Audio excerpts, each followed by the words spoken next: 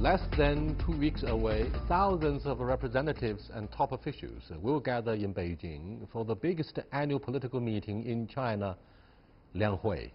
A series of bills and laws will be discussed and decided on following the speech from the President and Premier's report on government work. What are the issues Chinese people care most about? How will government summarize the economic figures and set new targets? What will catch global intrigue? To have an early look at the Lianghui of 2019, I'm very happy to be joined here in the Beijing studio by Mr. Wang Huiyao, who is the president of the Center for China and Globalization, and Mr. Edward Lehman, managing director of Lehman, Li and Xu. That's our topic. This is the Dialogue. I'm Yang Rui.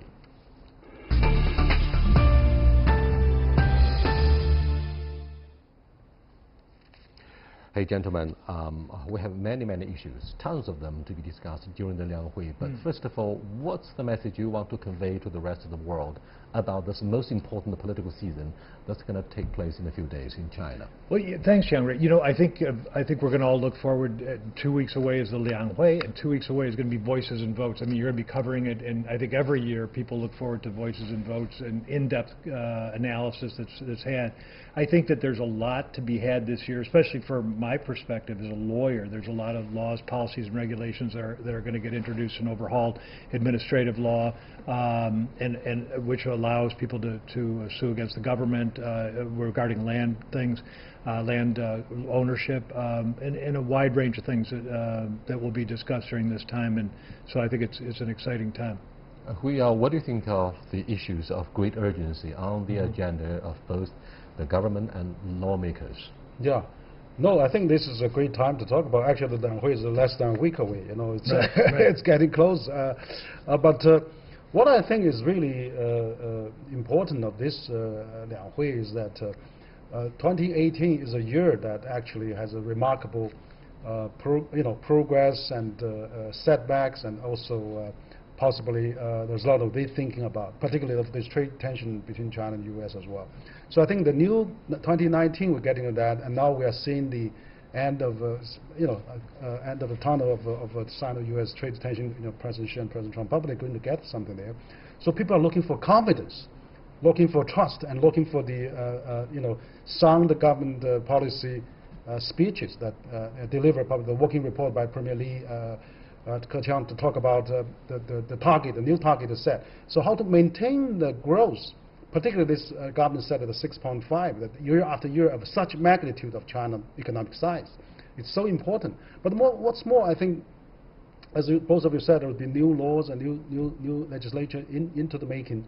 One of the particular laws is the foreign investment law, which is largely widely anticipated by not only in China but also in the world, to see that how foreign investment is traded in China, how foreign companies is traded in China, whether they're going to be traded equal as a local company. So I think there's a full of expectations, not only from China but also the rest of the world. But finally, I think that also is important is this Lianghui going to really emphasize the private enterprise. You know, that is actually something we talk a bit of second half of 2018, but it's not enough. Government still coming around to the new policies, new emphasis, and new incentives for encouraging, stimulating the private sectors, which provide 80% of Chinese employment. So I think that is probably the key message that I think that this Lianghui is going to address. I think, of course, I'm a moderator, but my question is, recently President Xi Jinping has delivered a series of policy speeches to promote public awareness about the crisis management. Obviously, we have many reasons to pinpoint why we feel worried about social political stability as well as the issue of confidence. Now, he came up with the 6 assurances, 6文, right? 6 major factors that are viewed as very important in stabilizing the political situation and economic performance. First and foremost, he said, to ensure full employment, to minimize negative impact of unemployment is of utmost importance. Henry, what do you think of the concerns of President Xi Jinping? What does that mean? massive unemployment, given the downward pressure of the economic performance, of course we expect small and medium-sized enterprises to downsize their staff, and even the state-owned enterprises will have to do something to cut back on the size of their employees. What do you think of these issues to guarantee social stability for China in particular? No, I think uttermost to both the dear and it's to the heart of Chinese leadership is that China is a country of 1.4 billion people, and then generating enough employment is really the legitimacy of the government existence. So it's very important. And then yet last year we see the slowest growth in decade that happened, and then also we see the private enterprise actually complained about all kind of a predicament they are in, actually the situation that they are not getting enough support financially, SOE probably getting too much of that, and all those complaints. So that can trigger, plus this uncertainty lingering around of the trade prospect with the US and the rest of the world.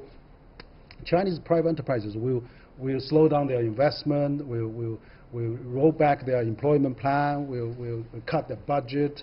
So that's going to have a tremendous impact on the private sector, and that's particularly on the employment. So if employment growth is gone or is slowed down, it will lead to the probably dangerous situation. Could lead to crisis, as you mentioned. So I think that's very important, that we have to keep that stability and the growth that China needs. Adi, I wonder if you agree with me. For years, Western observers would always follow two issues to figure out what they call what it means to have a legitimacy of the ruling party. One is economic prosperity, dividends of reform and opening up shared by the 1.4 billion. Mm-hmm. The other is the so-called nationalism. Well, of course, if you see the decline in economic performance, then you're going to have following issues such as unemployment, mm-hmm. Confidence of investors and consumers, as well as the ability to manage expectations. So what do you think of these issues? Well, I mean, I think that Xi Jinping and Li Keqiang and the State Council are handling them deftly, in as much as they're trying to cut the red tape, which is, these are circulars that have come out from the State Council saying they're going to try to have, and this was brought in 2018, and it's about the rise of entrepreneurship and how does somebody get into business. And this goes back to the point that was brought up earlier, which was that foreign investment law is hopefully going to be put on a more equal footing with local companies. But it's not even so much that, it's actually having the time to be able to incorporate a company, which is quite difficult. In the United States, for example, it can be done in a day. In China, it takes longer time because of the way the legal system is set up. So I think it's a huge burden for the ruling party to be able to guarantee economic prosperity and can guarantee economic growth. But they're clever in as much as they're moving towards like a pilot program here in Beijing in the services industry in a wide range. In financial services, they're looking for like healthcare services. There's about 240 million people that would be considered to be older in China, and that they need services as well. And then they're also helping out with healthcare and other types of areas that were originally restricted areas, and now they're looking to open those up. So I think that all this legislation is all moving in that direction, that China has to not just be the workshop of the world, but also has to be providing services, and then there has to be appreciation for services. It's an open secret, isn't it, Henry and Eddie? Since 40 years ago, the economic development of China and social progress largely depend on our healthy relationship with the United States, mm-hmm. right? It's the normalization of the bilateral ties back during the Carter administration in 1979 that led to the steady external conditions and our avowed concentration on economic reconstruction, on the ruins of the Cultural Revolution. Well, let's go back to the issue of the foreign investment law.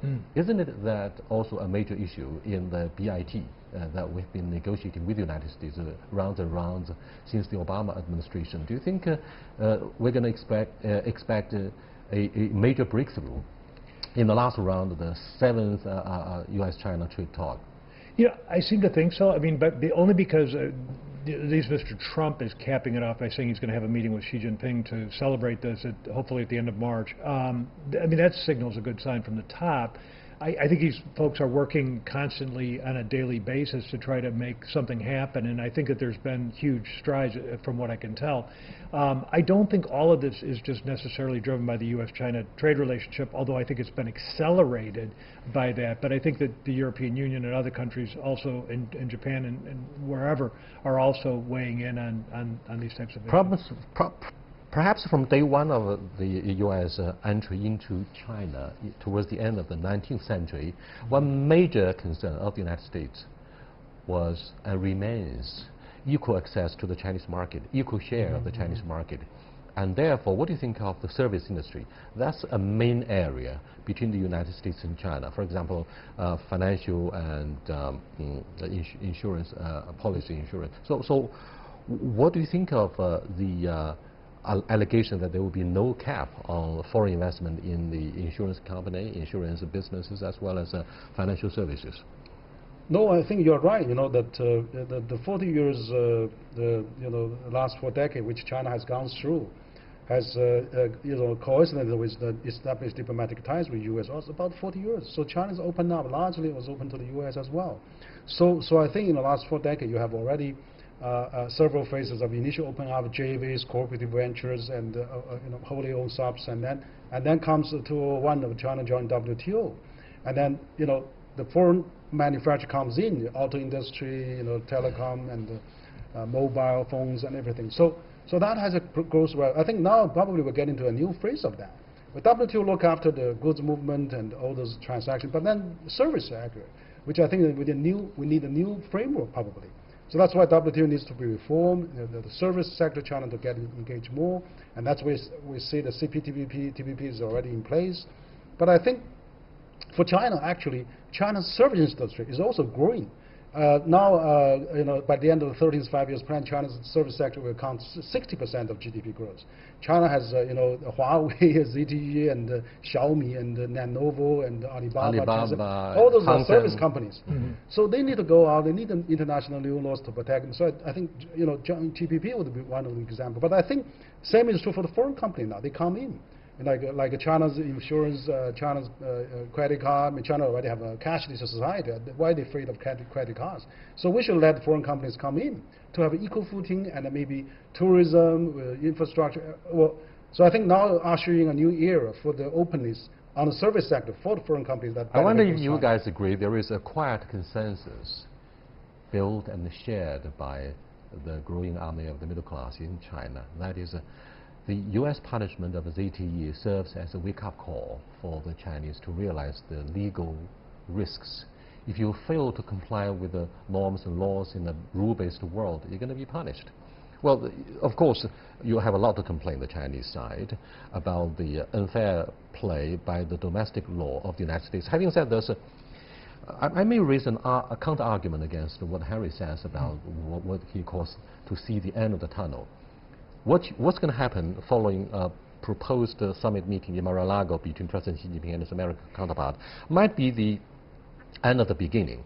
It might be just a ceasefire, a truce, not a peace agreement. What's going to happen is look at the grievances about China from the U.S. side. They say China fails to be one of us. For 4 decades, the policy of engagement serves to transform China into one of them. I mean, one of the Americans, one of the Europeans, saying we share the same universal values, or blah, blah. China says, no, give a second thought about this. What we do here in China is just to follow the roadmap of the Chinese way. I mean, China wants to navigate its own course of independent development. So what do you think of the diametrically opposed views across the aisle between the United States and China about the mode of development? China says, we won't necessarily agree with you, but I respect the differences. Well, I mean, you got to understand that this has been the greatest economic transformation in the I raise this question in the context of Liang Hui because political participation is one major aspect concerning the strength and competitiveness of the Chinese politics. Sure. I mean, and actually, one of the strengths is with regards to being able to act in one voice to be able to go forward. Look at what's going on in Washington right now with the government shutdowns and those types of things. I mean, that had happened previously and are still looming to happen in the future, perhaps. So at least China puts its mind towards it and then moves very fast towards something, and it experiments and it goes forward. I think that a lesson can be learned from that. With regards to ZTE and with Huawei, there's a lot of innuendo that has been made. So some of it has gone through, but the American companies have also, in a different way, have also, for example, given facial recognition and sold that to the various police or municipalities, but that was coming from private enterprise. So a lot of these things that are being accused of, that are Huawei or ZTE are accused of, can be accused of private enterprises, and sometimes the American government doesn't always play even-handedly as well. The rotating president of a Huawei Group, Mr. Guo Ping, said at the recent World Mobile the conference, if you look at the issue of absolute security, let's go back to Edward Snowden. His revelations about secrets, confidentiality of whatever documents leaked by the U.S. cable could be a big laughing stock. That said, Harry, what do you think of, say, political participation in China, something that characterizes our own roadmap, different from parliamentary politics in the West? Because we are often advised not to draw a parallel comparison between Liang Hui and parliamentary politics in the West, because Liang Hui, what we have here in China, Chinese Communist Party is the only ruling party, no opposition parties. Yeah, no, I think if you look at this probably from some historical point of view, of course, China has 5,000 years history. There's always authority on the top.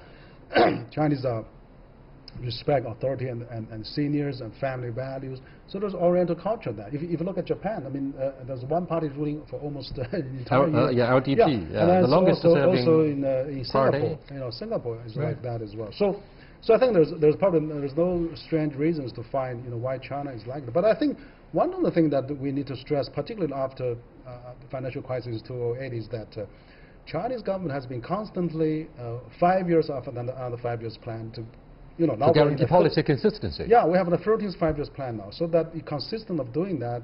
There's no successor repeated as a predecessor, so that there's no changing of the policy, like you said, government shutdown. So I think that probably provides some legitimacy of the continuity of the policy, and also we are now in the world of democracy. 200 some countries is a collective. Constitute of they check and monitor each other, they criticize each other, they watch out for each other. So we're living a democratic world, actually, basically. And then you have also the modern, everybody in China, we have 1 billion smartphone users. Everybody has a voting machine. Where they buy, where they shop, where they're dying, it's basically they vote every time they spend their money. So also the government is very much informed now these days. It's not like old time the mountain is high, emperor is far away. Now the top leadership are fully aware of what's going on in the world. They have a think tanks, they have all the reports, they have all the scientists advise them, so they can make a right decision based on all those right information. The only thing is, can you continuity of keep doing that? Build the fast train network in China, build the faster 5G network in China. That needs the constant continuity of the policy. Regarding the issue of 5-year plan, let's go back to the very first one. The very first 5-year plan, we benefited enormously from the massive Soviet assistance in the early 1950s, before we severed the diplomatic relations with the death of Joseph Stalin. Right. And this year witnesses the 70th anniversary of the bilateral relationship between Russia, which inherited much of the Soviet Empire, and China. This year also sees the 70th anniversary of the relationship between the DPRK and China. Having said this, what do you think of the Chinese foreign policy?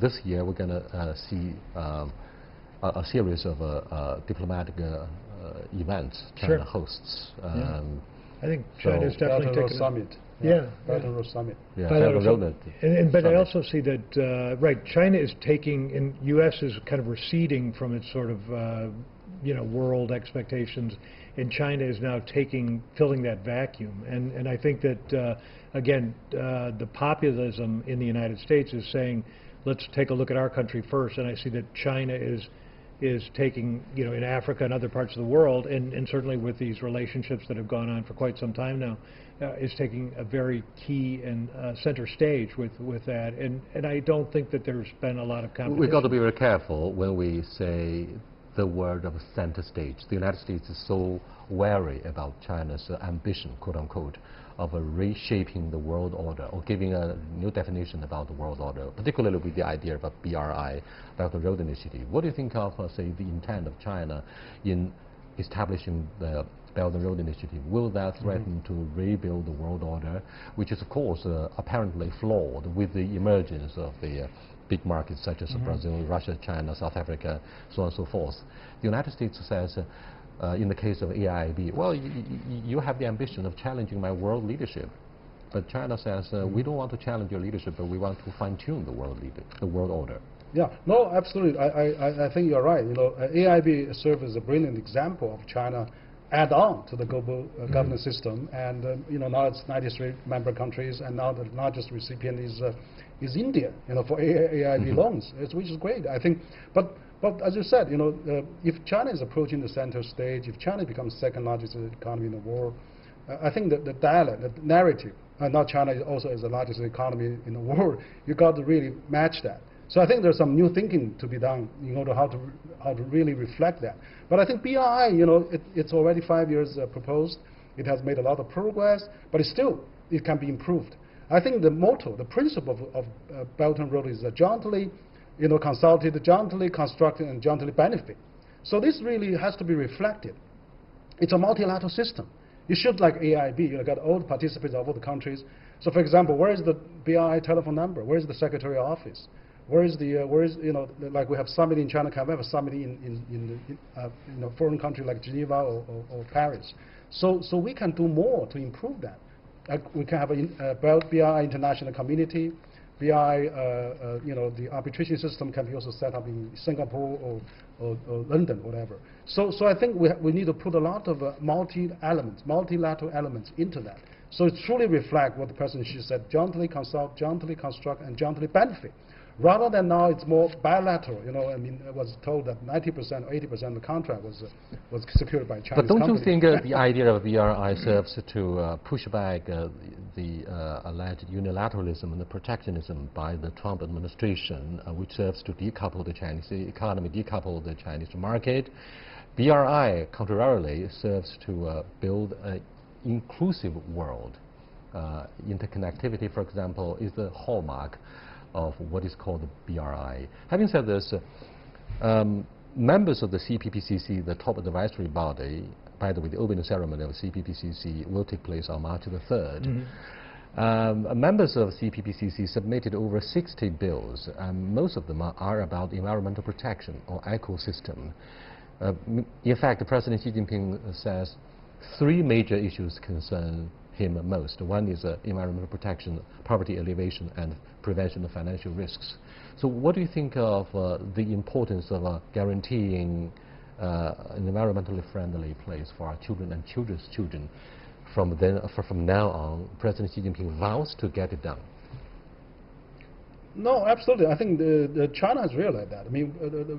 18 years ago when China joined WTO, was a famous saying that China was the argument at that time against the environmental standards that why you guys, you polluted, you developed, why can't China not pollute? We have the right to pollute.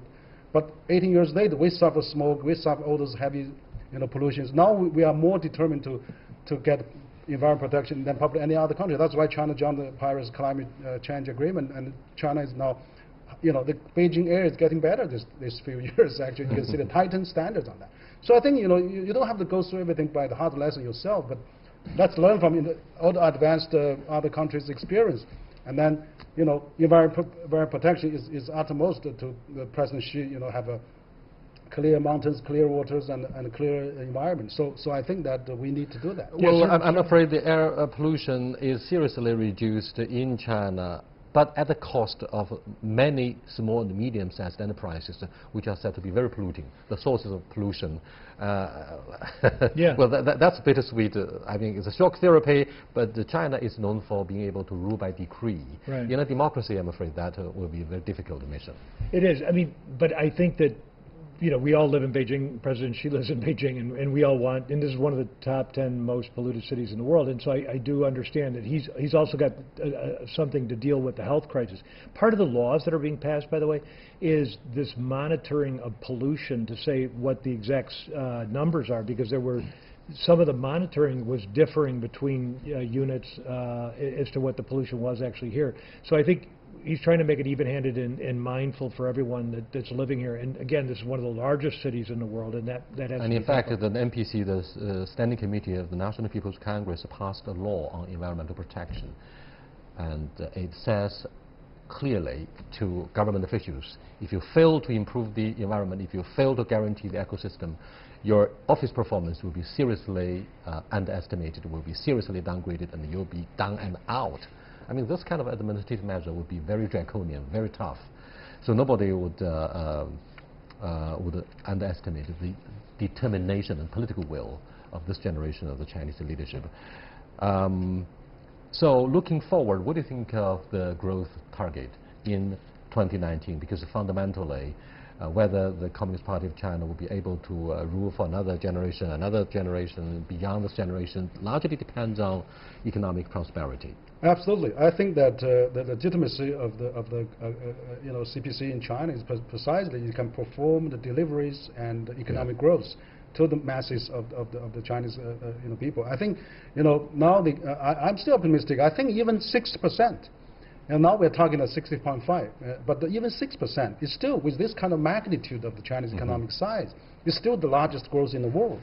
And then furthermore, I think that because the Chinese government from top down is set up like that. They have a 35 years plan, they have a budget allocated, they have KPI measured on all levels of from top down, and then the only evaluation is your performance. So with this kind of system, with no interruption, with no people moving around and shaking things up, China actually will gradually determine to get this target achieved. Now we are also in a global value chain, and China is already generating over 30% of the GDP growth of the world. So you can imagine that this thing will go on. A world that leads on the China economic growth. Yes, indeed, from quantitative to qualitative growth, that's a great leap forward. Yeah. It's a remarkable improvement in public awareness about the quality of our expansion instead of the speed itself. Having said this, what do you think of yet another major issue concerning China's national defense? Because Premier Li Keqiang will definitely give us a figure, the latest one about military spending, and transparency of which always causes international concerns. Sure. And bring the United States to the edge of their seat. So what do you think of this issue? Well, I mean, the United States has been pretty good about covering up what theirs is as well. But I mean, yes, I mean, there's a lot of time, energy, money spent in military spending, and I think it's justifiable. One, to be a sovereign nation, you have to be able to protect yourself. You have to be able to quell and monitor what's going on within and outside of the country for your own protection.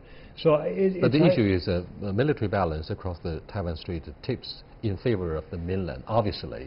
And the United States not only talks about the Taiwan Relations Act, the 6 security assurances about the future of Taiwan, but also sends gunboats through the Taiwan Strait recently to show, yes, we are here to flex muscle. But I think that U.S. and the Western countries shouldn't worry too much. China's, had a moderate growth of the military budget, but still it only counts as 1.3 of its GDP, whereas the U.S. counts about 3.4% of its GDP. So the 10 countries, after U.S. 10 countries combined, is still not equal to the U.S. military budget.